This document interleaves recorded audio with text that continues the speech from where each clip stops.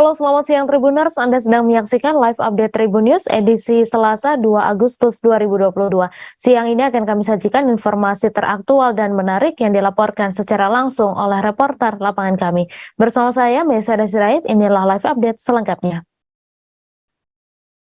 Badan Nasional Penanggulangan Terorisme atau BNPT menggelar rapat koordinasi nasional dan deklarasi kesiapsiagaan nasional di Hotel Borobudur, Jakarta Pusat pada Selasa 2 Agustus. Acara ini juga dihadiri Kementerian Dalam Negeri yang diwakili oleh Wamendagri John Wempi Watipo. Adapun bertujuan membangun sinergi, mencegah dan deteksi dini ancaman terorisme berbasis pemberdayaan masyarakat. Untuk informasi selengkapnya akan disampaikan langsung oleh wartawan Tribun News, Naufal Lanten yang kini sudah terhubung bersama kami. Silakan rekan Naufal.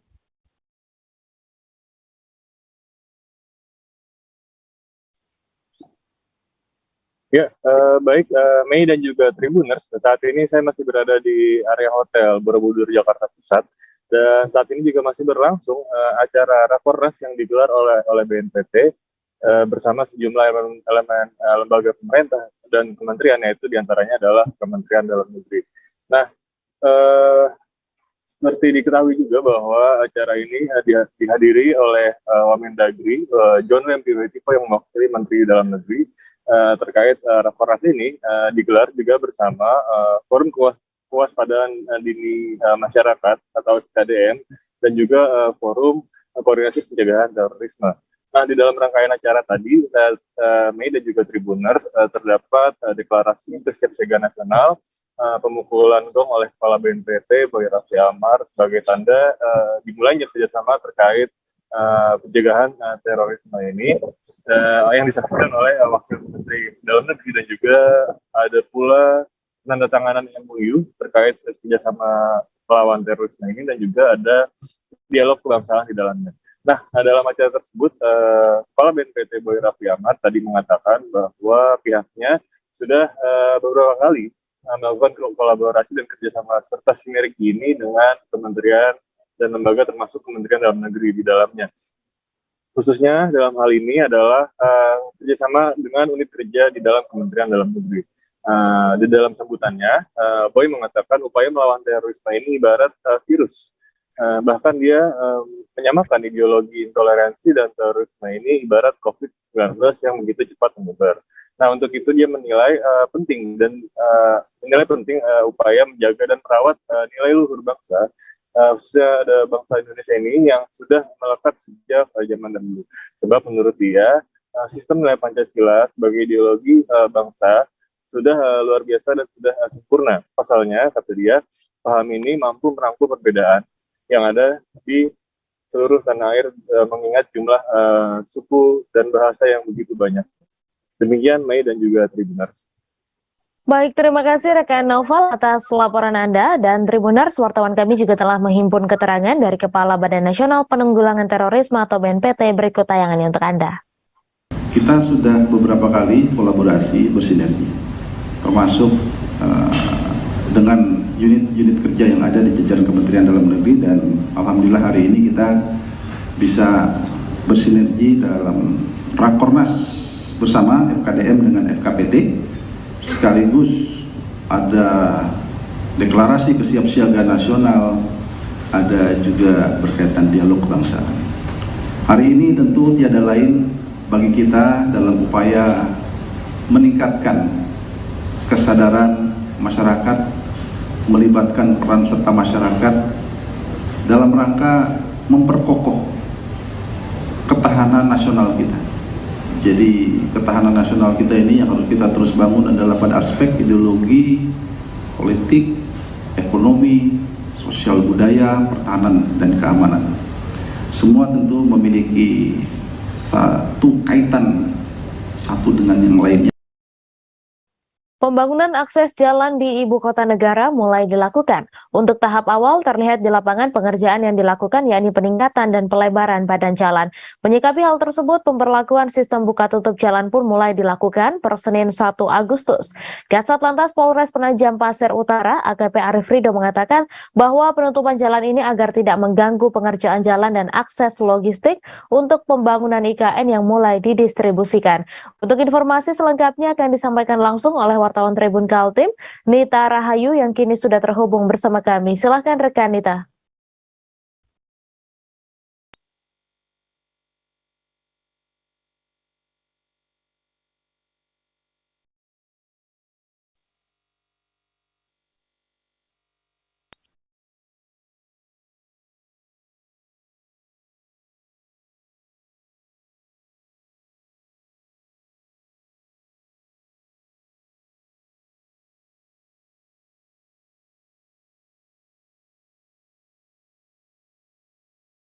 Dengan laporan Anda. Ya baik, terima kasih Tribuners dimanapun Anda berada, dapat kami laporkan dari Kabupaten Penajam Pasar Utara bahwa pembangunan akses jalan di Ibu Kota Negara saat ini sudah mulai dilakukan. Dan terlihat juga di lapangan bahwa untuk tahap awal pengerjaan, yakni dilakukan peningkatan dan pelebaran jalan terlebih dahulu. Untuk mendukung proses pengerjaan jalan tersebut, maka dilakukan pemberlakuan sistem buka tutup jalan mulai hari ini, yakni 1 Agustus 2022. Dikatakan Kasatlantas Polres Penajam Pasar Utara, yakni AKP Rido, bahwa penutupan jalan ini agar tidak mengganggu pengerjaan jalan dan akses logistik untuk pembangunan IKN yang juga akan didistribusikan mulai 1 Agustus ini. Adapun rekayasa lalu lintas ini dikatakan Kasatlantas bahwa dilakukan untuk kendaraan roda 3 atau yang dimensinya besar, karena itu dikhawatirkan akan mengganggu proses pengerjaan jalan yang tengah dilakukan ini. Pembatasan pembatasan untuk akses kendaraan itu dilakukan sejak pukul 6 hingga pukul 20 WITA. Kemudian baru dibolehkan melintas kembali pada pukul 12 hingga pukul 6 pagi. Untuk arah jalan yang ditutup itu dapat kami laporkan, ini mulai dari Simpang Filkar, Desa Girimukti ke Kabupaten PPU, hingga ke kilometer 38, Samboja, Kota Kartanegara. Kemudian untuk pemberlakuannya ini berlaku setiap hari hingga pengerjaan jalan tersebut selesai. Dalam penerapan sistem buka tutup jalan ini, untuk mengantisipasi adanya kendaraan yang nekat melintas, maka akan ada personel yang disiagakan di tiap-tiap portal jalan yang akan ditutup itu. Dikatakan oleh Kasatlantas bahwa sekitar 10 personel dari Kasatlantas sendiri yang akan bertugas untuk memantau penutupan dan pembukaan jalan tersebut. Demikian, Mei. Terima kasih Nita Rahayu atas laporan Anda. Selamat bertugas kembali. Kita beralih ke informasi selanjutnya, Tribuners. 2 kepala dinas di pemerintahan Kota Bima diperiksa Komisi Pemberantasan Korupsi. 2 pejabat tersebut yakni Caleg BPBD Kota Bima dan Kedis PUPR Kota Bima. Keduanya diperiksa pada akhir pekan lalu, yakni pada tanggal 28 Juli dan 29 Juli. Pemeriksaan berkaitan dengan pekerjaan proyek sarana dan prasarana yang masuk dana hibah sebesar 166 miliar dari pemerintah pusat untuk rehabilitasi dan rekonstruksi pasca banjir bandang di Kota Bima tahun 2016 lalu. Untuk informasi selengkapnya akan disampaikan langsung oleh wartawan Tribun Lombok, Atina, yang kini sudah terhubung bersama kami. Silakan rekan Atina. Baik, terima kasih rekan Mei dan selamat siang untuk seluruh Tribuners dimanapun Anda berada. Dapat saya laporkan dari Kota Bima bahwa baru-baru ini 2 kepala dinas ya dari jajaran pemerintahan Kota Bima diperiksa oleh lembaga anti rasuah Komisi Pemberantasan Korupsi di Jakarta. 2 kadis yang diperiksa ini yaitu Caleg BPBD yang saat ini masih aktif yaitu Hajah Zainab dan juga kadis PUPR Kota Bima yaitu M. Amin. Keduanya diperiksa pada tanggal 28 Juli dan juga 29 Juli 2022. Hingga saat ini belum diketahui secara pasti apa saja pertanyaan yang diberikan KPK, namun Sekda Kota Bima dalam jawabannya kemarin rekan Mei sudah memberikan penjelasan bahwa pemanggilan terhadap 2 kadis dari pemerintahan Kota Bima tersebut berkaitan dengan dana hibah sebesar 166 miliar yang diberikan oleh pemerintah pusat untuk anggaran rehabilitasi dan rekonstruksi pasca banjir tahun 2016 lalu. Untuk diketahui, dari anggaran 166 miliar tersebut terdapat sejumlah paket pekerjaan, selain sarana prasarana juga terdapat pembangunan rumah relokasi, di mana rumah relokasi ini diperuntukkan bagi mereka warga yang tinggal di sepanjang bantaran sungai yang ada di wilayah Kota Bima, yaitu 2 sungai besar di Sungai Padolo dan Sungai Melayu. Namun yang dibidik oleh KPK dari informasi yang kami himpun yaitu terkait dengan pembangunan atau pengerjaan sejumlah sarpras atau sarana prasarana yang berkaitan dengan jalan, jembatan, hingga pengadaan air bersih, listrik, dan juga beberapa sarpras lainnya yang terinclude dalam anggaran 116 miliar tersebut. Hingga saat ini kami belum mengetahui lagi siapa yang akan dipanggil dari jajaran pejabat pemerintahan Kota Bima. Terakhir konfirmasi yang kami lakukan yaitu terhadap kepala daerah termasuk Sekda, apakah juga sudah mendapatkan panggilan dari Komisi Pemberantasan Korupsi Republik Indonesia. Namun dengan tegas Sekda Kota Bima yaitu Dr. Andos Muhtar Landa menegaskan bahwa dirinya ataupun Wali Kota Bima belum mendapatkan panggilan dari KPK. Ia pun tidak tahu akan dipanggil atau tidak. Dan rekan Mei serta Tribuners dimanapun Anda berada, tadi juga baru saja saya update untuk ke lokasi pembangunan relokasi, rumah relokasi warga yang terdampak banjir tahun 2016 lalu, yaitu di salah satu tempatnya di lingkungan Kadole, Kecamatan Ifoo, Kota Bima, maksud saya Kecamatan Raba, Kota Bima, di mana untuk sarpras jalannya belum diaspal. Kondisi di Kadole tersebut agak jauh berbeda dengan kondisi yang ada di 2 lokasi relokasi lain yang ada di Kecamatan Asakota, yaitu di Jati Baru, dan juga yang ada di lingkungan Oifoo, Kecamatan Raba.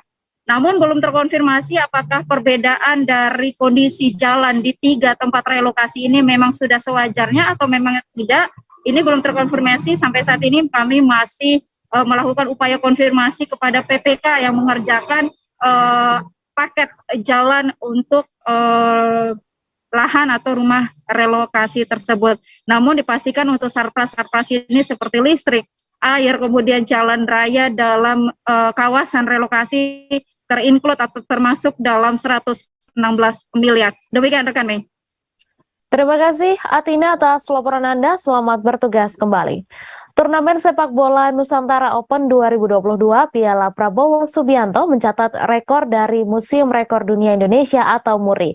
Acara penutupan turnamen ini pada Senin 1 Agustus kemarin di Stadion Pakansari memecahkan rekor MURI juggling bola terbanyak dengan total 2022 peserta. Wakil Direktur MURI Osmar Semesta Susilo mengatakan penghargaan ini diberikan karena berhasil memecahkan rekor sebelumnya di Sidoarjo pada 2016.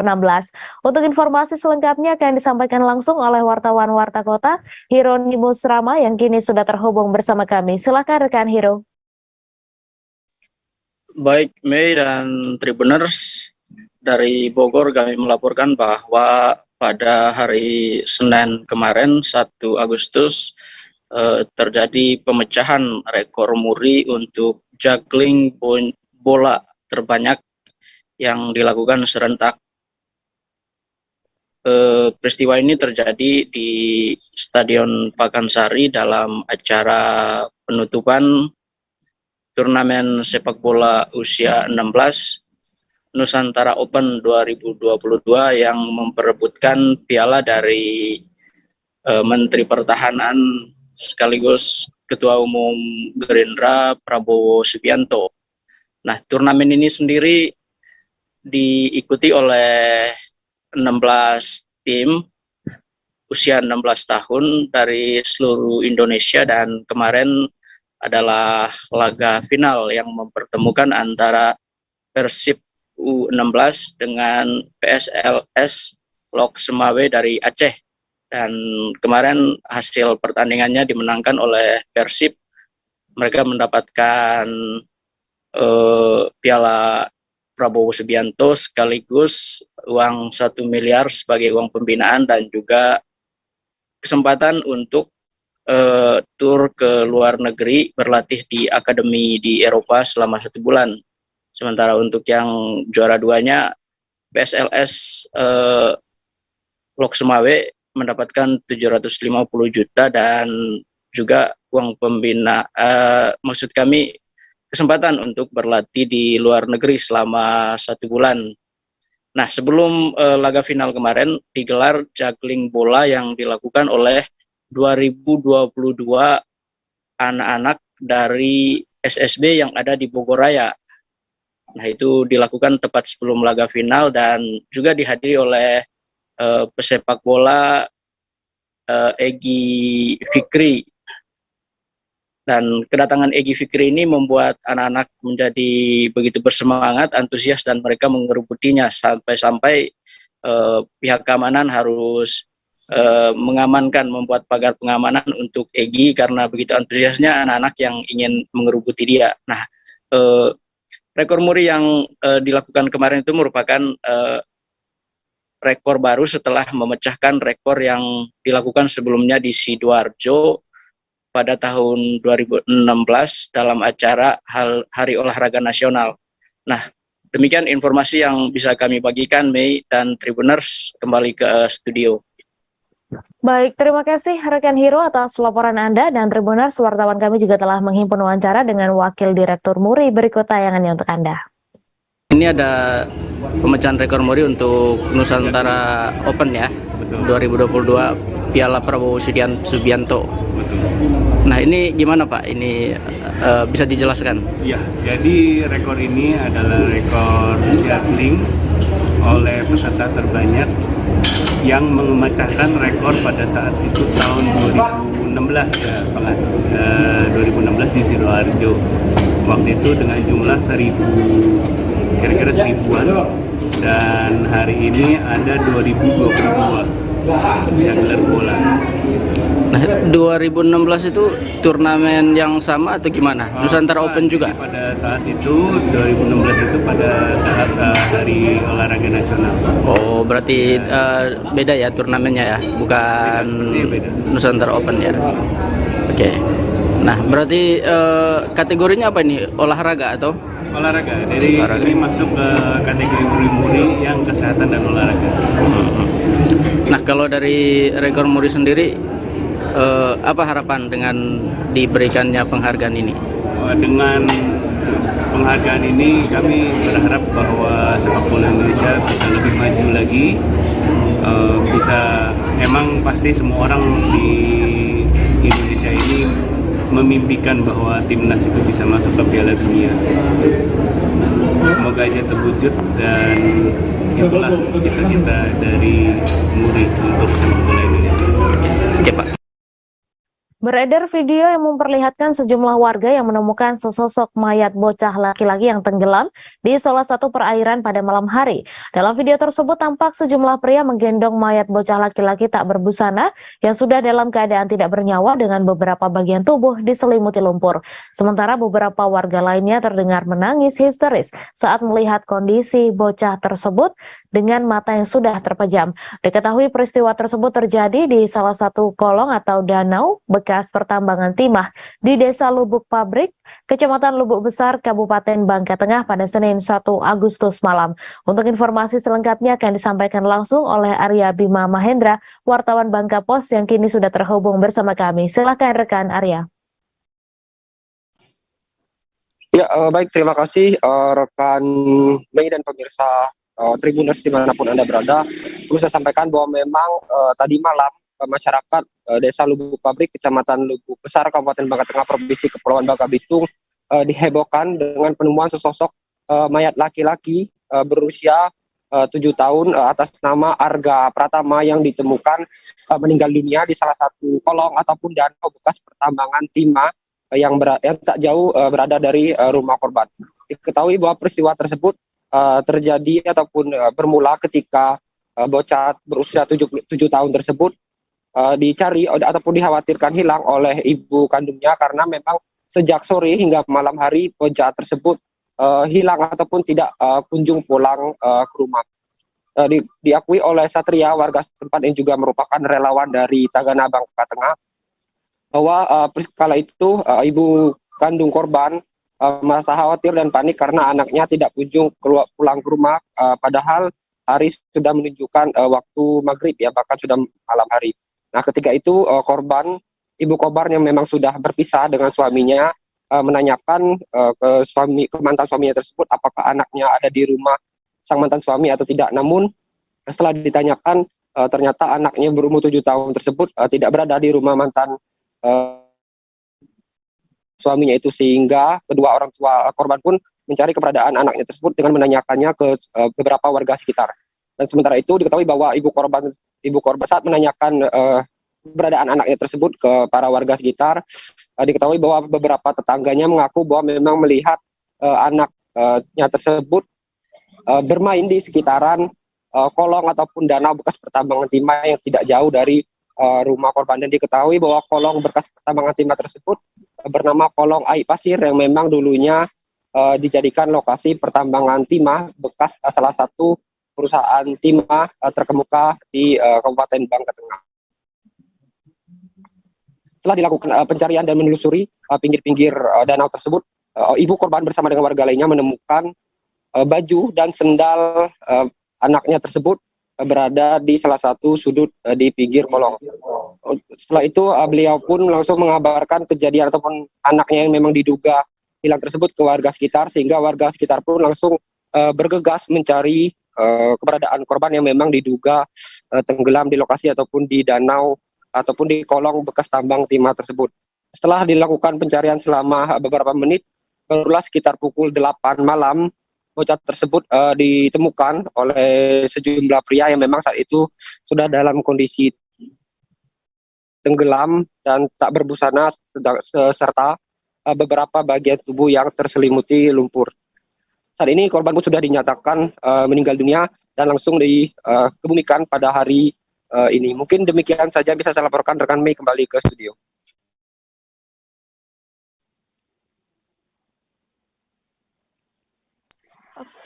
Oke, makasih.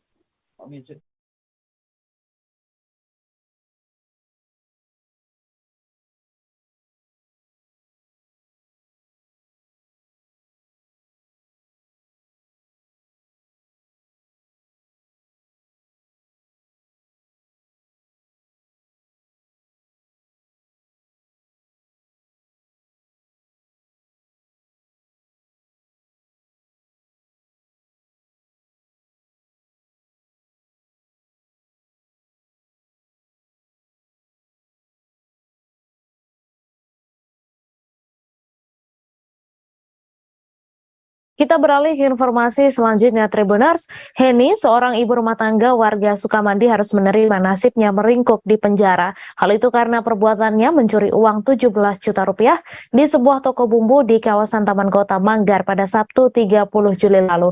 Kasat Reskrim Polres Belitung Timur, Ibtu Fajarian Syah Pratama, mengatakan saat ditangkap, sisa uang yang ada di tangan pelaku tinggal bersisa 5 juta rupiah. Untuk informasi selengkapnya akan disampaikan langsung oleh wartawan Pos Belitung, Brian Bimantoro, yang kini sudah terhubung bersama kami. Silakan rekan Brian.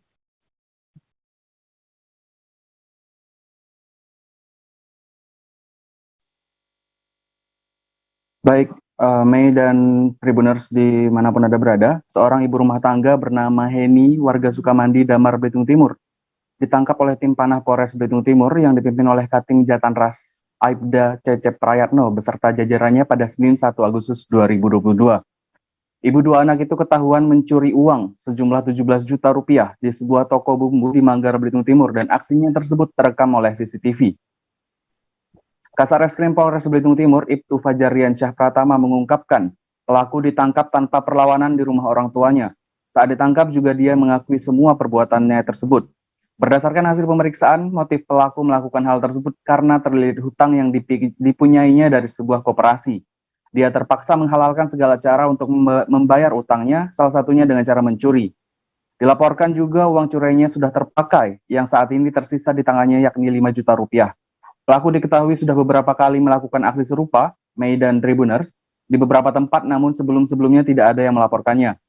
Dari rumahnya, polisi menyita barang bukti berupa pakaian yang dipakainya saat mencuri, satu motor, uang tunai 5 juta rupiah, kamera CCTV, dan beberapa alat bukti lainnya.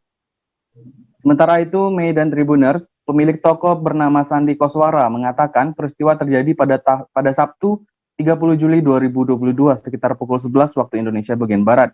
Dia menyadari uangnya hilang saat ingin menyetorkannya ke bank sekitar pukul 13.30 waktu Indonesia bagian Barat. Saat itu istrinya bilang bahwa uangnya tidak ada di tempat biasa. Sandi pun menenangkannya dengan menyebut mungkin ditaruh di tempat lain. Kemudian karena tidak ketemu juga, dia mengecek CCTV dan ditemukan bahwa uangnya sudah dicuri oleh seorang pembeli. Dia mengakui memang saat itu yang menjaga tokonya hanya istrinya saja karena dia sedang beristirahat. Mei dan Tribuners. Jadi pelaku leluasa melakukan aksinya tersebut. Dia memperkirakan pelaku sudah sering belanja di tokonya sebab sudah mengetahui tempat penyimpanan uang yang ada di dalam tas, di dalam toko tersebut. Saat ini pelaku sudah ditahan di Polres Belitung Timur untuk mempertanggungjawabkan perbuatannya dan terancam penjara selama 9 tahun. Mei dan Tribuners. Baik, terima kasih rekan Brian Balik ke studio. Terima kasih rekan Brian atas laporan Anda. Selamat bertugas kembali. Kita beralih ke informasi selanjutnya, Tribuners. Kepala Kejari Jombang Tengku Firdaus selaku jaksa penuntut umum dalam sidang Mas Peci terdakwa pencabulan santriwati membantah semua poin keberatan dalam eksepsi kuasa hukum terdakwa. Mulai dari poin keberatan atas kompetensi relatif mengenai pemilihan lokasi persidangan yang dipindah dari Pengadilan Negeri Jombang ke Pengadilan Negeri Surabaya. Kemudian persoalan format pelaksanaan sidang yang masih digelar secara daring atau online, padahal pihak kuasa hukum menghendaki secara langsung, tatap muka atau offline. Hingga persoalan atas surat dakwaan yang dianggap multitafsir atau dianggap tidak cermat atau tidak teliti. Untuk informasi selengkapnya akan disampaikan langsung oleh wartawan Tribun Jatim, Luhur Pambudi yang kini sudah terhubung bersama kami. Silakan rekan Luhur.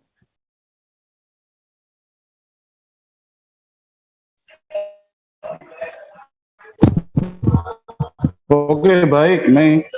Jadi sidang lanjutan terdakwa atas putra Kiai yang berada di pelosok Jombang, Kabupaten Jombang, bernama Eki atau disingkat AT, atas perkara pencabulan atau ruda paksa terhadap anak di bawah umur atau santriwatinya, digelar di PN Surabaya pada Senin 1 Agustus 2022 kemarin.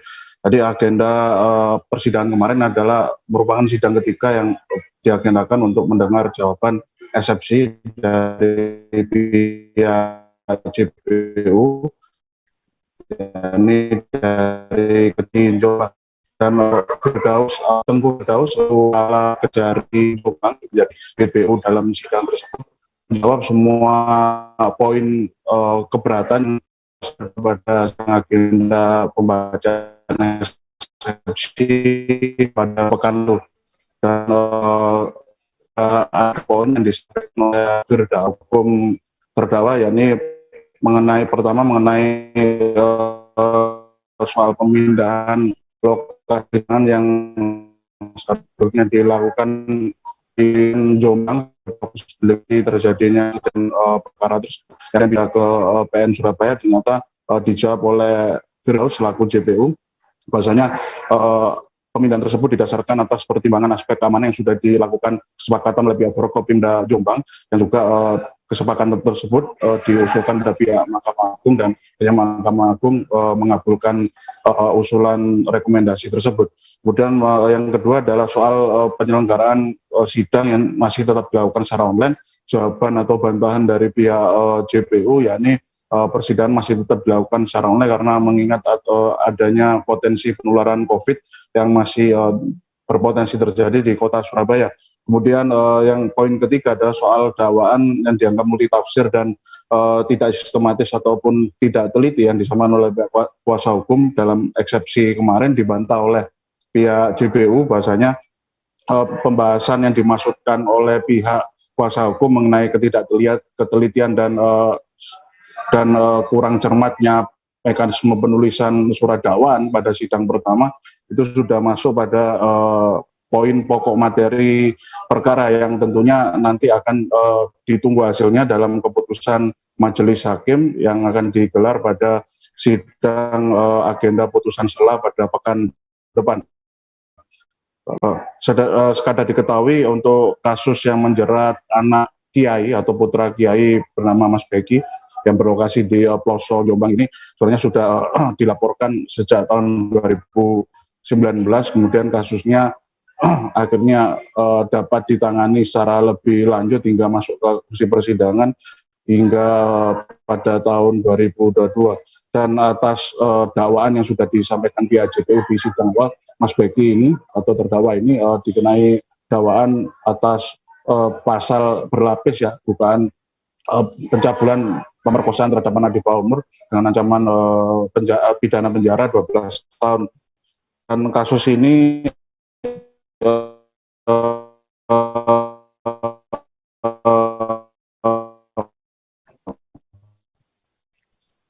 kemarin sempat menyita perhatian oleh orang pesantrennya yang berlokasi di Kelurahan Losari, Kecamatan Ploso, Kabupaten Jombang. Demikian rekan Mei, kembali ke studio. Baik, terima kasih rekan Luhur Pambudi atas laporan Anda. Selamat bertugas kembali. Kita beralih informasi selanjutnya, Tribuners. Jalan di Simpang Gado-Gado Jambi yang tak jauh dari Simpang Lampu Merah Selincah mengalami kerusakan. Sejumlah warga berharap adanya perbaikan jalan lantaran kerusakan jalan tersebut mengakibatkan terganggunya aktivitas warga. Pedagang kaki lima bernama Yuli menyebut kerusakan jalan sudah melebihi setengah tahun lamanya. Untuk informasi selengkapnya akan disampaikan langsung oleh wartawan Tribun Jambi, Wira Dani Damanik yang kini sudah terhubung bersama kami. Silakan rekan Wira. Baik, Mei, terima kasih atas kesempatannya. Baik, kami akan menyampaikan laporan dari Jambi, yaitu tentang kondisi jalan di Simpang Gado-Gado yang mengalami kerusakan yang tak jauh dari lampu lalu lintas Simpang Gado-Gado. Nah, sejumlah warga berharap adanya perbaikan yang dilakukan di jalan tersebut.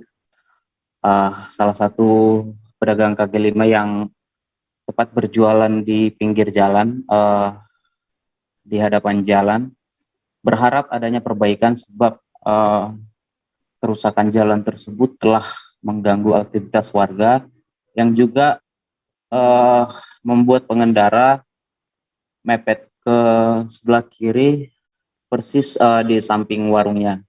Nah, ini sangat membahayakan bagi warga karena ketika mereka beraktivitas hendak keluar, mereka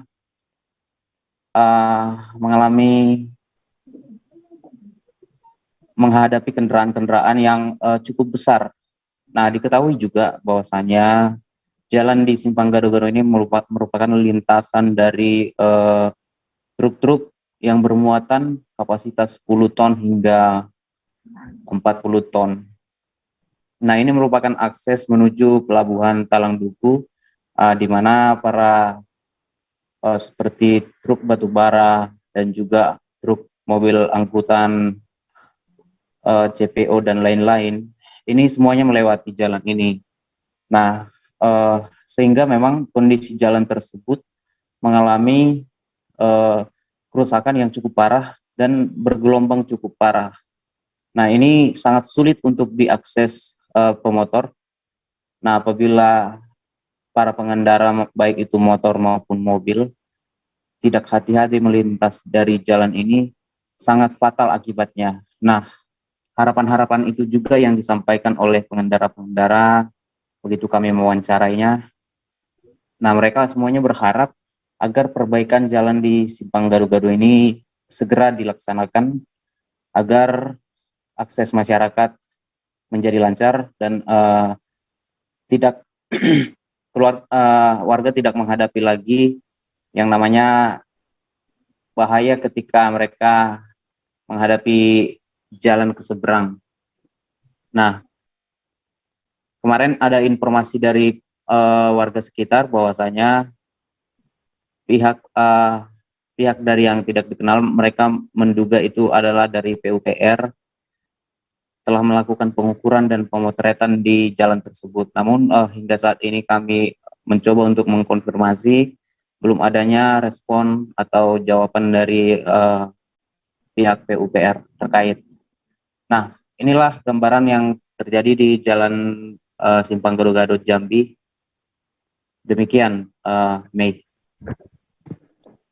Terima kasih rekan Wiradani atas laporan Anda. Selamat bertugas kembali. Kita beralih ke informasi selanjutnya, Tribuners. Di Kabupaten Sinjai, Sulawesi Selatan, terdapat seorang warga bernama Haji Murni berusia 64 tahun yang mampu memproduksi 40 lembar bendera merah putih dalam satu hari. Haji Murni mampu mengerjakan 40 lembar bendera merah putih dengan cara menjahit secara manual atau menggunakan mesin tradisional. Untuk informasi selengkapnya akan disampaikan langsung oleh wartawan Tribun Timur, Samsul Bahri, yang kini sudah terhubung bersama kami. Silakan rekan Samsul. Baik, terima kasih Mbak Mei di redaksi Tribun News. Dapat kami laporkan bahwa saat ini Kabupaten Sinjai, masyarakat Kabupaten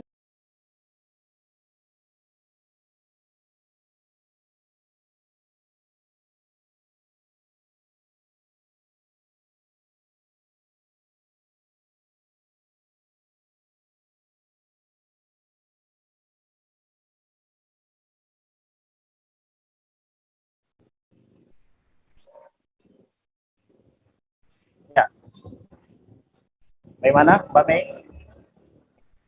Ya, silakan rekan Samsul Bahri dengan laporan Anda. Ya, baik Mbak Mei di redaksi Tribun News bahwa saat ini masyarakat di Kabupaten Sinjai tengah mempersiapkan hari puncak hari ulang tahun Republik Indonesia yang ke-77. Saat ini sejumlah masyarakat mulai sibuk mempersiapkan peringatan hari puncak tersebut, dan saat ini di sepanjang jalan-jalan utama sejumlah pengusaha mulai mempersiapkan atau memperdagangkan umbul-umbul merah putih dan bendera merah putih. Nah, di masyarakat Sinjai sendiri terdapat seorang warga yang sudah berusia senja yang masih menggeluti aktivitas memproduksi atau menjahit bendera merah putih secara tradisional. Mereka mampu memproduksi dalam setiap harinya itu 40 hingga 40 lembar per hari. Jadi mereka mulai bekerja sejak pukul 8 pagi waktu Indonesia Tengah hingga pada pukul 22 hingga 23 malam hari. Mereka yang unik di aktivitas itu yang dilakukan oleh Ibu Haja Murni yang berusia 64 tahun.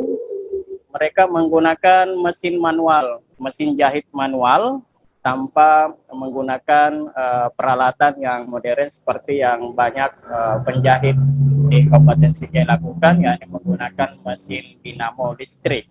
Mereka Ibu Haja Murni ini menggeluti usaha memproduksi umbul-umbul merah putih maupun bendera merah putih sejak tahun 90-an lalu atau sekitar 20 tahun lebih, hingga saat itu masih berdomisili di Kota Makassar hingga berpindah tempat di Kabupaten Sinjai saat ini. Dan jumlah pelanggannya tidak terus bertambah hingga di Kabupaten Bone dapat memasarkan usaha itu. Dari para pelanggan itu sebagian besar dari masyarakat umum, juga dari instansi pemerintah di Kabupaten Sinjai, termasuk pihak guru dan dari sekolah-sekolah dari berbagai kecamatan di daerah ini. Dan oleh pemerintah Kabupaten Sinjai saat ini mulai kemarin sudah meminta seluruh masyarakatnya di daerah ini agar dapat menaikkan umbul-umbul merah putih.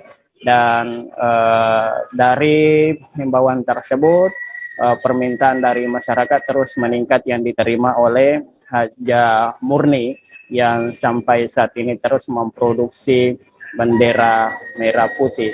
Nah, selain dari masyarakat umum dan instansi pemerintah, juga ada ribuan nelayan asal Kabupaten Sinjai yang melaut hingga Kepulauan Jawa dan perairan Nusa Tenggara Barat dan Nusa Tenggara Timur hingga ke Maluku ikut juga memesan bendera merah putih.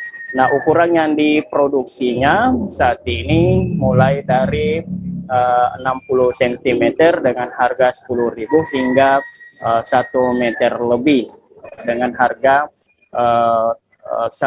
dengan harga 40.000 hingga 50.000 dengan ukuran lebih 1 meter. Sedangkan pendapatannya setiap hari atau rata-rata sekitar Rp400.000 per hari. Dan ini hanya seorang diri yang mengerjakan atau memproduksi bendera tersebut. Adapun dibantu oleh seorang anaknya, putrinya bernama Syahriani, hanya untuk membantu untuk memasarkan di Pasar Sentral Senjai hingga di Kabupaten Pune. Seperti itu Mbak Mei di redaksi Tribun News. Ya, baik. Terima kasih rekan Samsul Bahri atas laporan Anda.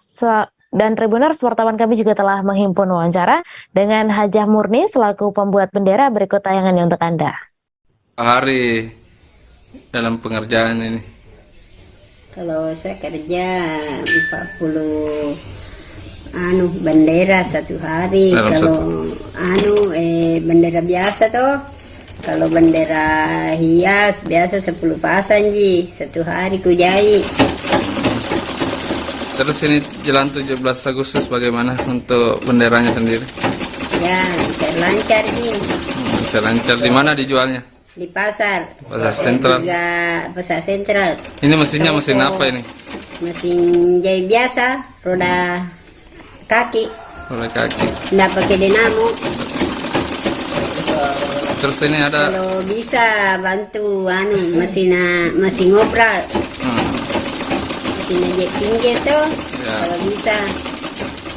Jahit pinggir nih.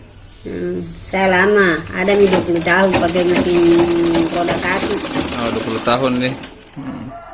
Terus bagaimana untuk penjual yang di pinggir jalan itu bagaimana dengan adanya itu? Ya, tidak ada. Berpengaruh nih? Tidak berpengaruh ji.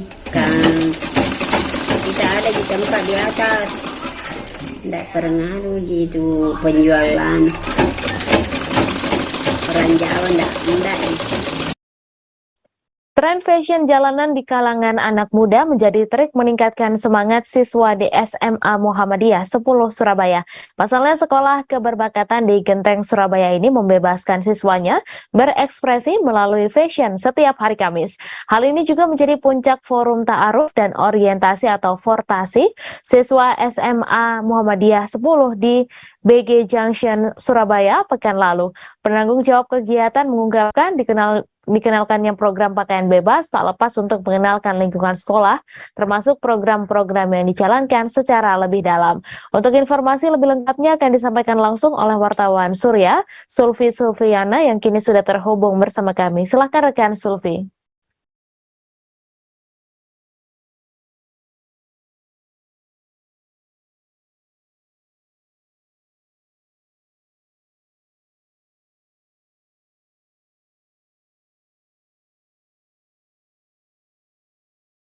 Mohon maaf Tribuners, wartawan kami belum dapat bergabung karena kendala koneksi. Kita beralih ke informasi selanjutnya.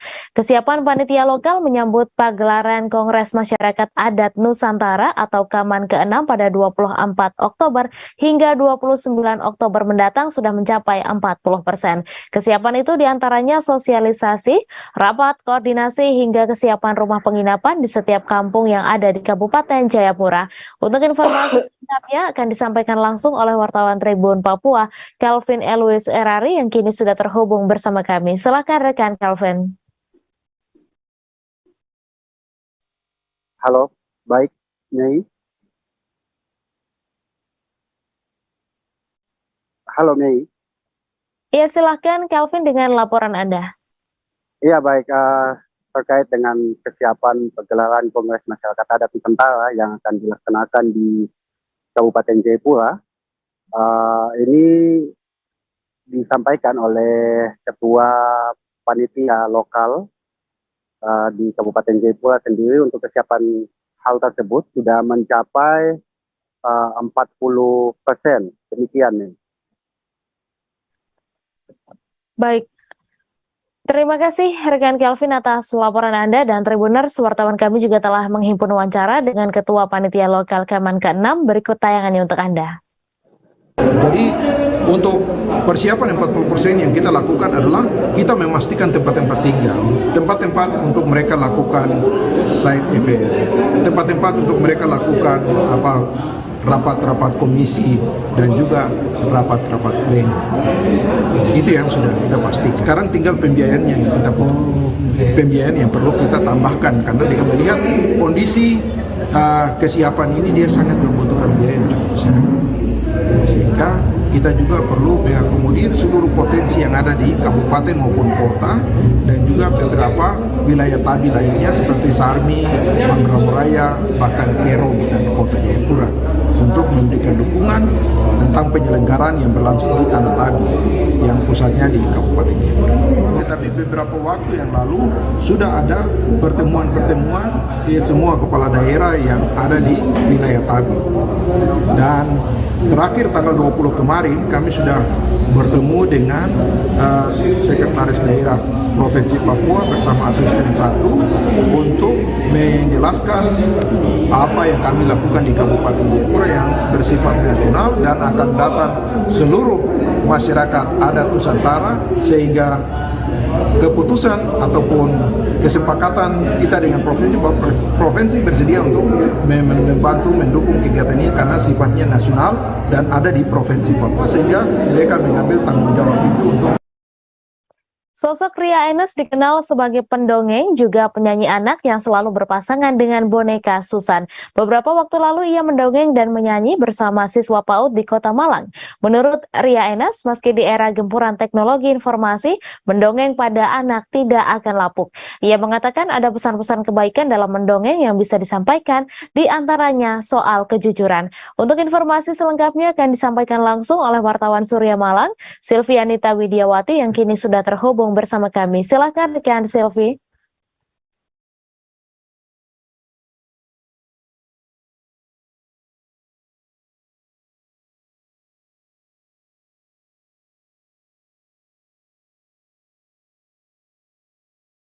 Kegiatan Ria Enes dan boneka Susannya, beberapa waktu lalu dia mengadakan pertunjukan dan siswa PAUD yang ada di Kota Malang. Dia sampai saat ini masih eksis sebagai penghibur, terutama dengan boneka Susannya. Menurut Ria Enes, meski saat ini ada gempuran dari teknologi informasi, namun anak-anak masih tetap akan membutuhkan dongeng yang hal ini karena seni bertutur masih tumbuh di Indonesia. Dan ia juga merasa bangga karena masih berada di jalur itu, dan malah tumbuh beberapa pendongeng dengan membawa boneka yang lain dari berbagai kalangan, termasuk dari guru. Menurut Ria, dari dongeng selain memberi pesan-pesan yang bersifat baik untuk anak-anak, maka mereka juga mendapat hiburan dari dia. Dongeng yang ditampilkan oleh Ria Enes selalu memberikan pesan-pesan dan bisa dilakukan anak-anak kelak, sehingga ketika mereka dilepas dari dunianya, maka dia akan tetap ingat akan dari kebaikan yang disampaikan oleh dongengnya. Ria sendiri merupakan dari artis dari Malang, dan kini ia berkiprah di Jakarta, dan ketika tampil di Malang dia merasa senang karena bisa kembali ke kotanya kembali. Demikian, Mei. Baik, terima kasih rekan Silvi atas laporan Anda, dan Tribuners, wartawan kami juga telah menghimpun wawancara dengan Ria Enes. Berikut tayangannya untuk Anda. Memang perubahan itu niscaya, dan perubahan itu abadi, kan mengalir ya, seperti air, memang hukumnya selalu mengalir. Tapi ada satu hal yang pasti, bahwa tradisi, hal-hal yang prinsip itu tidak akan pernah berubah. Ya, termasuk juga agama, gitu ya. Itu semuanya akan tetap berakar gitu, tetap ada tali yang terhubung yang tidak akan lapuk, tidak akan tergerus. justru perubahan-perubahan itu yang hanya lewat. Tapi yang namanya pendidikan, spiritualitas, dongeng dalam hal ini lebih dekat pada tradisi, karena tradisi bertutur itu ada di belahan bumi manapun dan dalam nuansa budaya yang berbeda-beda sesuai dengan warna setempat. Nah, itu yang saya syukuri bahwa saya berada di situ gitu. Sehingga anak yang terlahir di zaman apapun mereka terus akan membutuhkan seni bertutur ini, dalam hal ini mendongeng, karena justru dari mendongeng atau dari lagu itu mereka kenal dengan akarnya. Jadi perkembangan, kemajuan teknologi dan lain sebagainya itu mewarnai aja, atau kita bisa menuangkannya dengan media yang ada pada zamannya, tetapi esensinya, kontennya, nilai-nilai itu tetap kan. Dari dulu kita diajarkan tentang kebaikan, budi pekerti, kejujuran, keberanian dan lain sebagainya. Itu tidak pernah berubah gitu. Cuman bagaimana kita menerapkannya di zaman sekarang, apakah sama dengan konteks dulu gitu.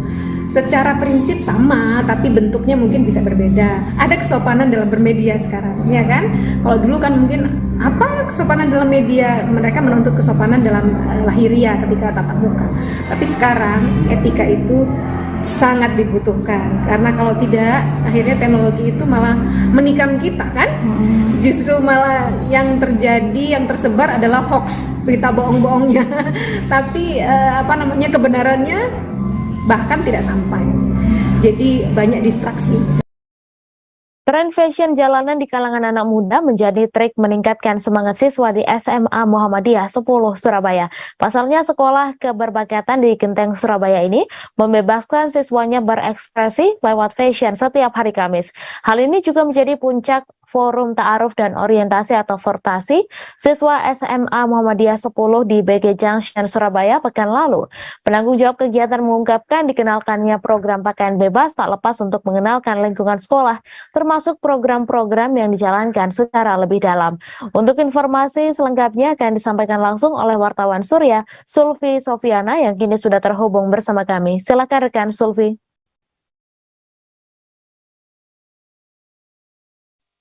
Selamat siang rekan Mei, saya laporkan di SMA Muhammadiyah 10 Surabaya memberikan ruang ekspresi dalam berfashion pada siswanya, yaitu memberikan 1 hari bersekolah tanpa memakai seragam, sehingga setiap minggunya, tepatnya di hari Kamis, siswa bebas mengekspresikan fashionnya asalkan tetap dalam koridor sopan. Untuk tetap menerapkan etika dalam berpakaian, sekolah memberikan sejumlah aturan yang harus dipatuhi oleh siswa. Misalkan untuk siswa laki-laki tidak boleh menggunakan kaos oblong dan menggunakan celana sobek. Kemudian siswa perempuan tidak boleh memakai baju ketat dan memperlihatkan lekuk badannya, transparan, serta wajib berhijab dan memakai rok. Program memakai pakaian bebas ini cukup menarik perhatian siswa baru, apalagi sekarang tren Citayam Fashion Week sudah mulai di kalangan anak muda sangat ini sekali.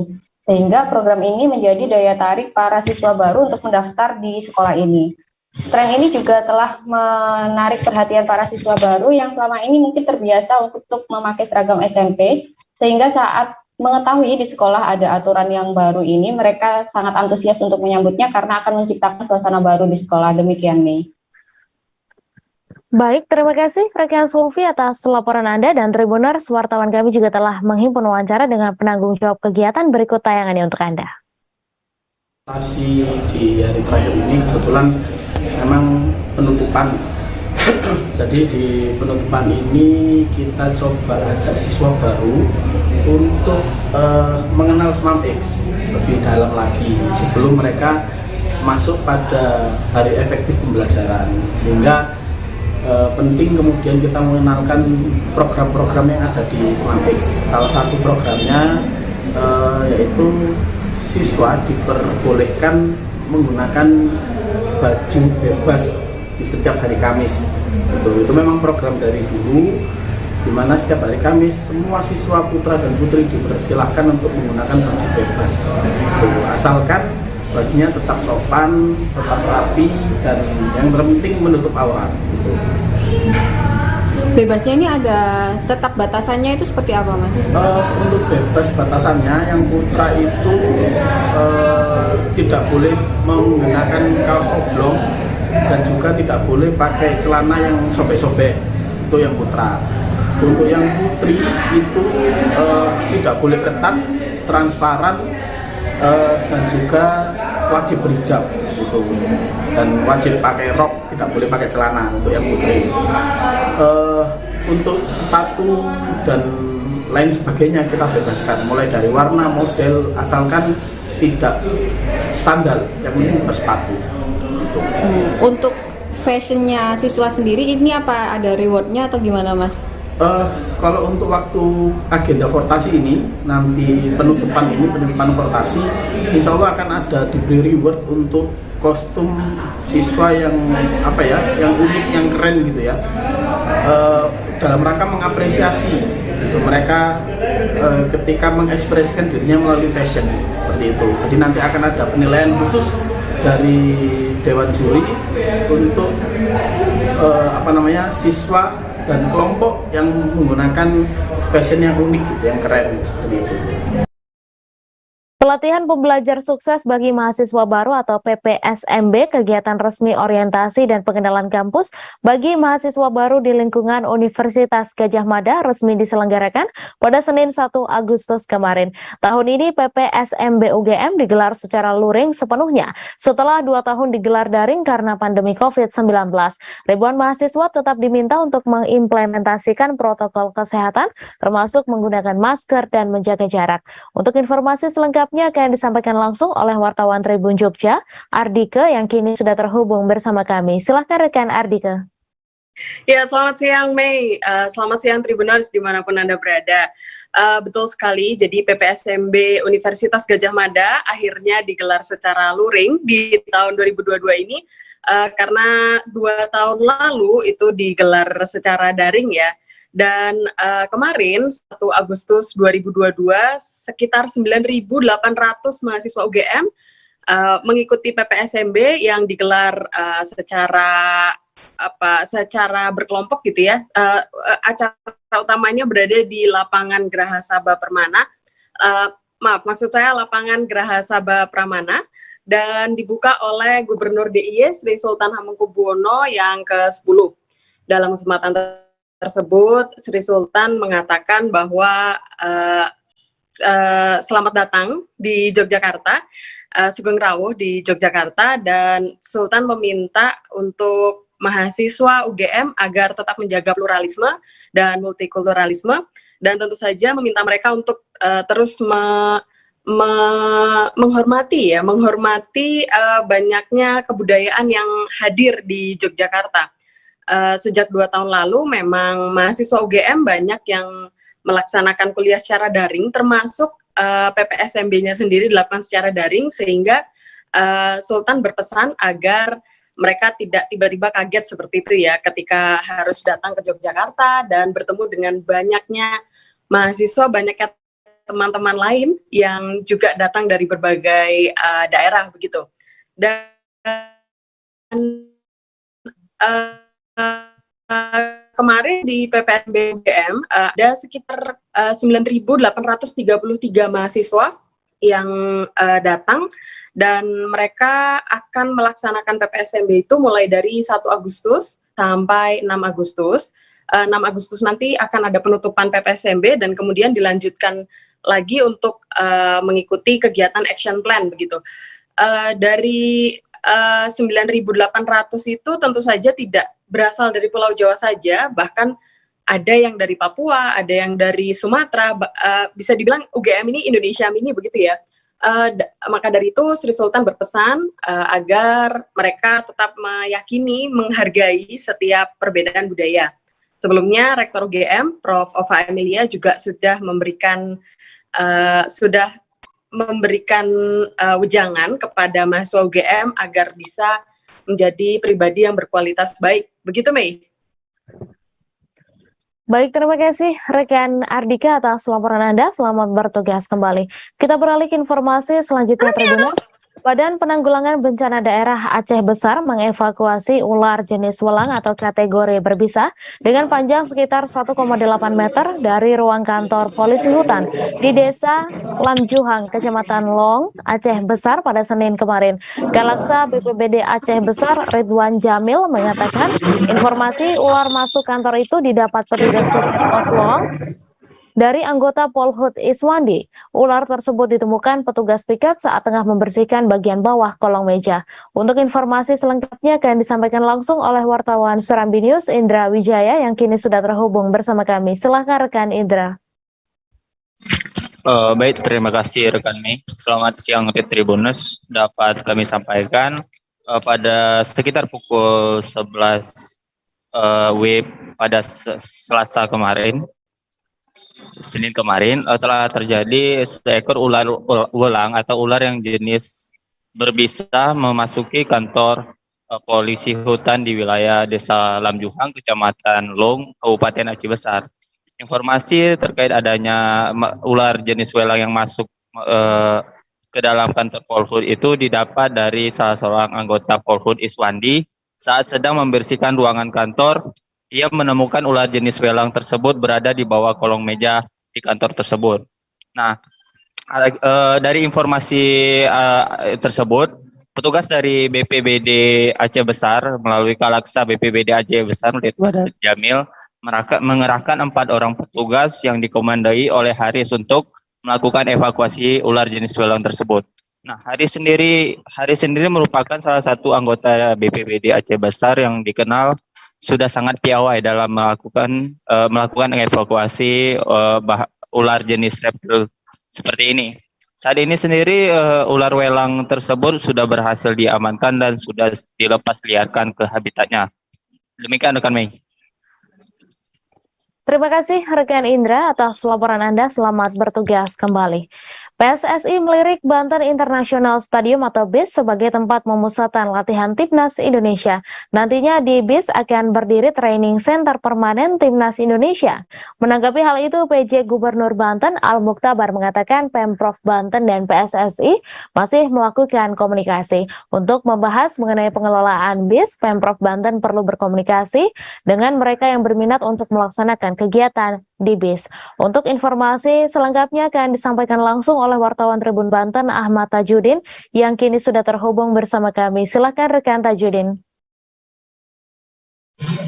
Baik rekan Mei dan Tribuners, perlu diketahui bahwa kabar mengenai PSSI sedang mengupayakan rencana pembangunan training center permanen Timnas Indonesia di kawasan Banten International Stadium BIS Kota Serang, di mana untuk rencana tersebut PJ Gubernur Al Muktabar menyampaikan bahwa pihaknya akan melakukan komunikasi terlebih dahulu apa saja produktivitas yang didapat di Banten terhadap rencana tersebut, di mana pihaknya perlu mengkomunikasikan kepada pihak-pihak terkait yang berminat untuk melaksanakan kegiatan di Banten International Stadium, di mana untuk rencana PSSI tersebut mengingat bahwa sebentar lagi akan dimulainya Liga 1 dan Liga 2 pertandingan sepak bola, di mana ketika ditanya PJ Gubernur Banten Al Muktabar mengenai apakah diperbolehkan Banten International Stadium itu dijadikan sebagai tempat training center untuk PSSI atau tidak,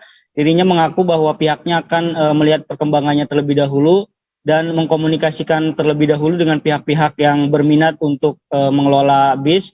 Dan tentunya menurut Al Muktabar bahwa hal itu ada beberapa teknis yang harus dilakukan dan untuk pengelolanya sendiri sehingga bisa berjalan dengan baik, Mei. Baik, terima kasih rekan Ahmad Tajudin atas laporan Anda. Selamat bertugas kembali. Kita beralih ke informasi selanjutnya, Tribuners. Pemeran film Uti Dengkeke melakukan acara syukuran yang dilaksanakan di Clean Food kawasan Megamas Manado pada Senin 1 Agustus. Film ini dinakodai oleh eksekutif produser Hartono. Para artis yang mendukung film ini yaitu Gary Ishak, Mongol Stress, Adin Hidayat, Tante Lala, serta pemain lokal lainnya. Untuk informasi selengkapnya akan disampaikan langsung oleh wartawan Tribun Manado, Fistel Mukuan yang kini sudah terhubung bersama kami. Silakan rekan Fistel. Ya, terima kasih rekan Mei. Ya, film Uti dan Keke ini sementara akan syuting di Kabupaten Minahasa Utara, Sulawesi Utara, yang sebelumnya telah selesai melaksanakan syuting di Gorontalo. Nah, untuk pembuatan film Uti dan Keke ini syutingnya dilakukan di 2 daerah, yaitu Provinsi Gorontalo dan Provinsi Sulawesi Utara. Untuk Sulawesi Utara sendiri di Minahasa Utara di lokasi Likupang, di mana Likupang adalah salah satu destinasi pariwisata super prioritas di Sulawesi Utara. Nah, untuk Uti ini nama akrab bagi masyarakat di Gorontalo. Sedangkan untuk Keke ini nama akrab bagi perempuan-perempuan asal Minahasa. Jadi Uti dari Gorontalo, Keke dari Minahasa, sehingga ini melibatkan 2 latar belakang, yaitu Gorontalo dan Minahasa, Sulawesi Utara. Nah, film ini dinakodai oleh eksekutif produser Hartono, dan dalam film ini melibatkan artis-artis lokal, yaitu Gary Ishak, Mongol Stress, Adin Hidayat, Vanita Posuma, Renci Milano, Didi Roa, dan Tanta Lala. Ya, kalau masyarakat Kota Manado khususnya memang sangat mengenal acting atau dari Didi Roa, peran-peran dari Didi Roa dan Tanta Lala. Mereka berdua sangat dikenal di Minahasa Utara, Sulawesi Utara, khususnya dengan cara-cara bicara mereka yang memang sangat mengundang. Mereka sangat jahat kalau dalam peran mereka, dan peran mereka juga saat ini memang di mana Tanta Lala akan menjadi seorang ibu yang jahat yang sering memarahi suaminya, Didi Roa. Nah, selain itu ada juga pemeran yang akan mulai debut aktingnya pertama, yaitu Maria kecil atau Lana Victoria. Ia baru berusia 14 tahun, ini debut akting pertamanya. Berusia 14 tahun dia akan berperan sebagai Keke. Nah, menariknya juga dalam film ini akan ikut berakting Bupati Minahasa Utara, Bapak Joneganda, saat akan syuting di Kabupaten Minahasa Utara. Film ini akan segera menghibur penonton baik segala usia, dan rencananya film ini akan diputar pada 28 Oktober atau lebih tepatnya di Hari Sumpah Pemuda. Nah, ini film Uti dan Keke ini juga menceritakan 2 anak remaja hingga SMA yang memiliki latar belakang agama dan suku yang berbeda. Ceritanya dinamika 2 anak daerah dari Gorontalo dan Minahasa yang ada ketertarikan dan memutuskan untuk bersahabat dari 2 daerah. Ya, lokasi-lokasi untuk lokasi syuting sendiri dari Gorontalo dan Minahasa Utara ini adalah daerah-daerah yang menjadi destinasi wisata di kedua daerah tersebut. Nah, dengan begitu Hartono menjelaskan film ini akan menggunakan bahasa daerah masing-masing, karena Sulawesi Utara mempunyai bahasanya tersendiri dan Gorontalo mempunyai bahasanya tersendiri. Namun ada teks bahasa Indonesia di bagian film jika akan diputar. Nah, film ini sangat cocok bagi Hartono. Film ini sangat cocok untuk keluarga, karena ini berlatar belakang keluarga.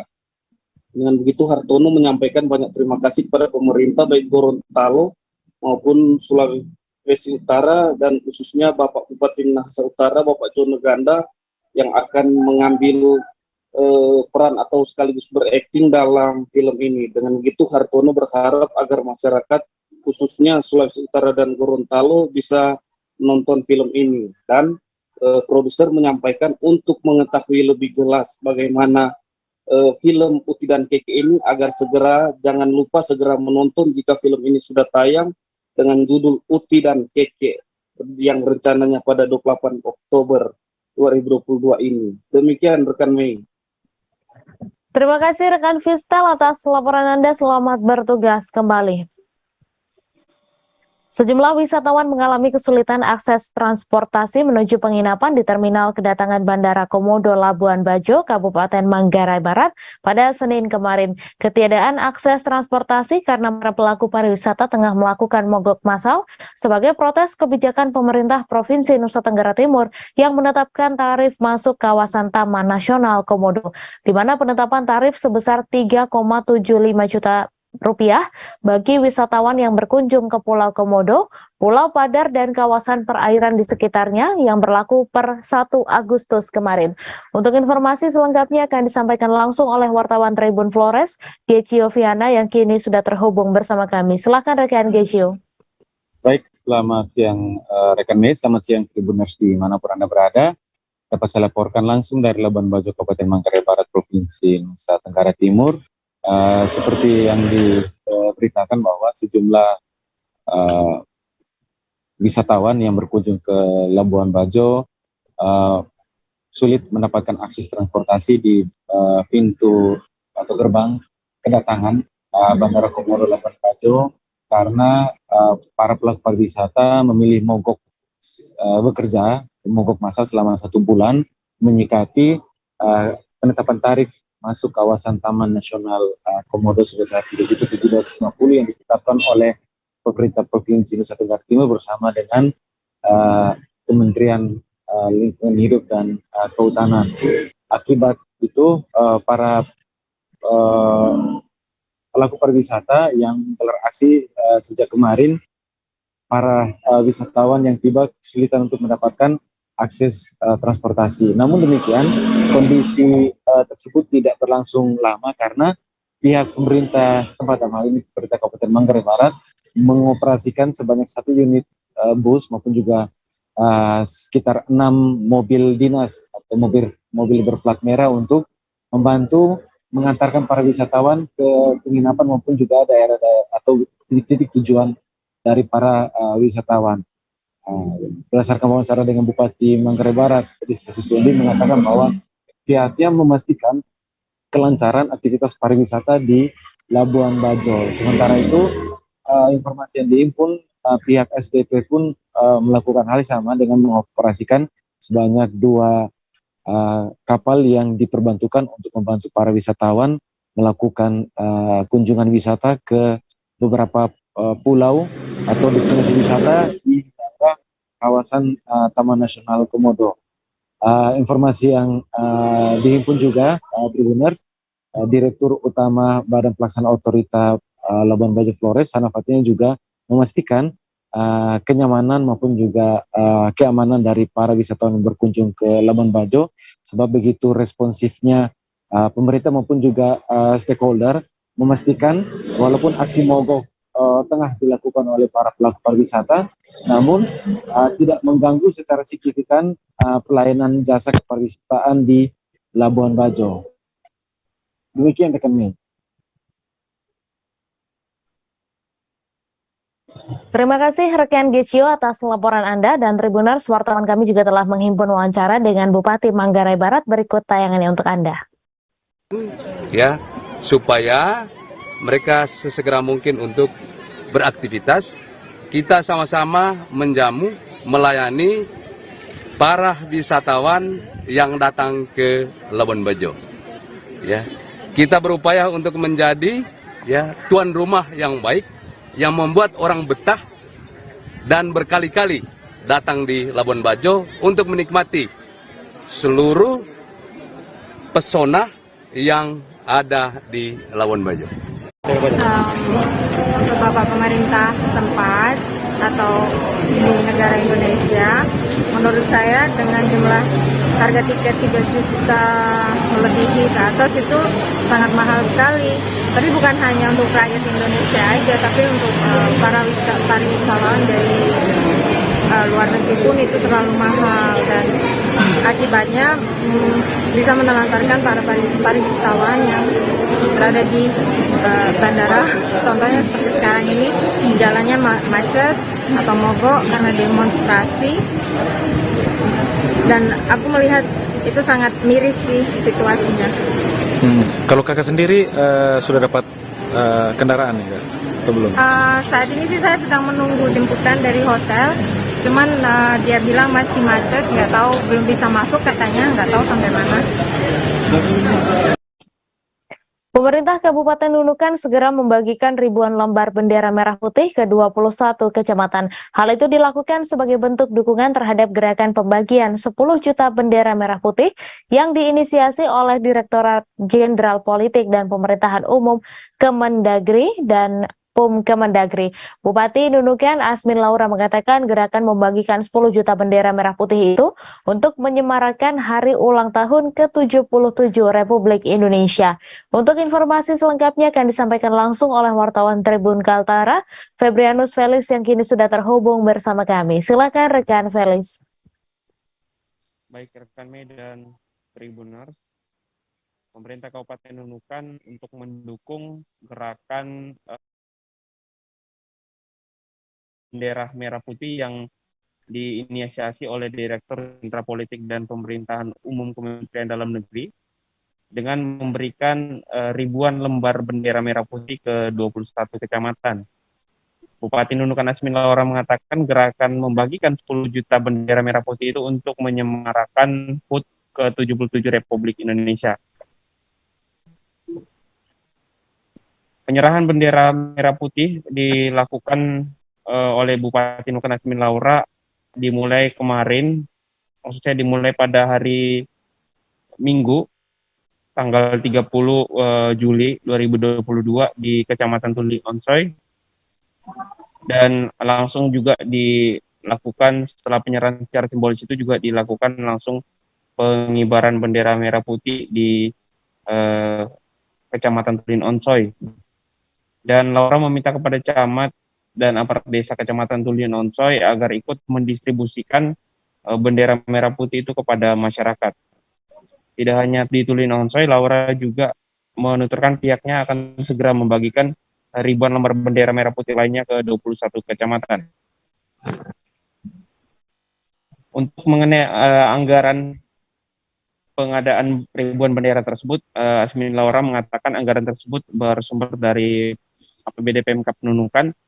Dan kelanjutannya hari ini, hari Selasa, penyerahan bendera secara simbolis juga dilakukan oleh Wakil Bupati Nunukan Hanafia di masyarakat Kecamatan Sembakung. Laura menyampaikan bahwa pengibaran bendera merah putih menyambut HUT Republik Indonesia sudah menjadi keharusan bagi warga negara Indonesia. Bahkan hal itu sebagai satu di antara wujud rasa cinta warga terhadap tanah air di Indonesia. Hingga pihak pemerintah Kabupaten Nunukan mengimbau kepada seluruh jajarannya untuk terus menyadarkan atau mengingatkan kepada masyarakat bahwa mengibarkan bendera merah putih merupakan wujud cinta kepada negara Indonesia, sehingga mulai dari per 1 Agustus sampai dengan 31 Agustus nanti dihimbau pada masyarakat di perbatasan untuk terus mengibarkan bendera merah putih. Demikian laporan sementara dari Nunukan, Kalimantan Utara. Felix kembali ke di studio. Terima kasih rekan Felix atas laporan Anda, selamat bertugas kembali. Informasi tadi sekaligus menutup perjumpaan kita dalam live update hari ini. Jangan lupa saksikan informasi terbaru lainnya hanya di kanal YouTube Tribun Network. Terima kasih atas kebersamaan Anda. Saya Mesa Desirait beserta kru yang bertugas pamit undur diri. Sampai jumpa.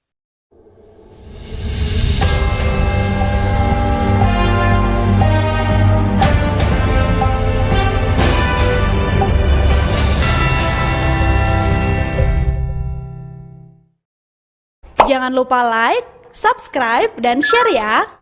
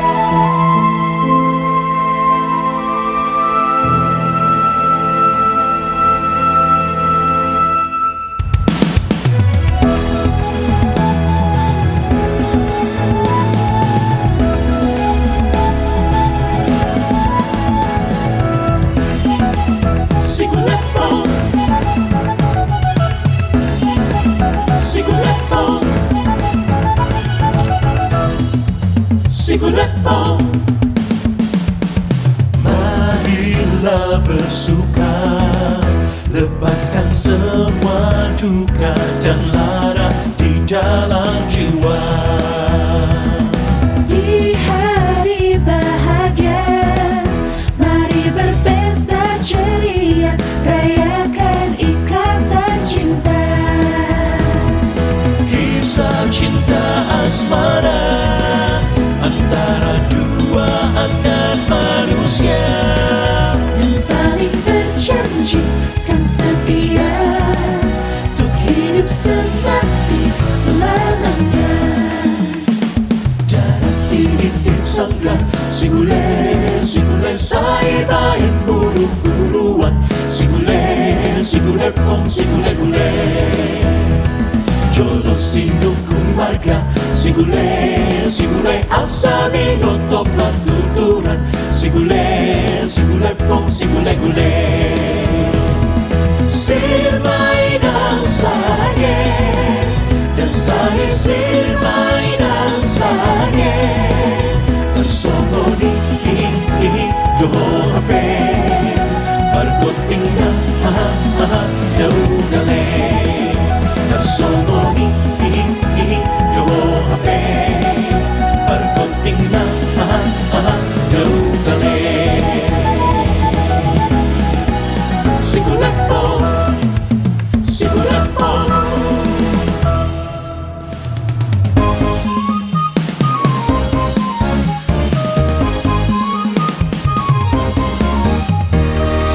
Sik manikan di perjoget Sarmanigotan di malangingari Simambangka jula-jula Simambangka jula-jula Sik manikan di perjoget Sarmanigotan di malangingari Simambangka jula-jula Simambangka jula-jula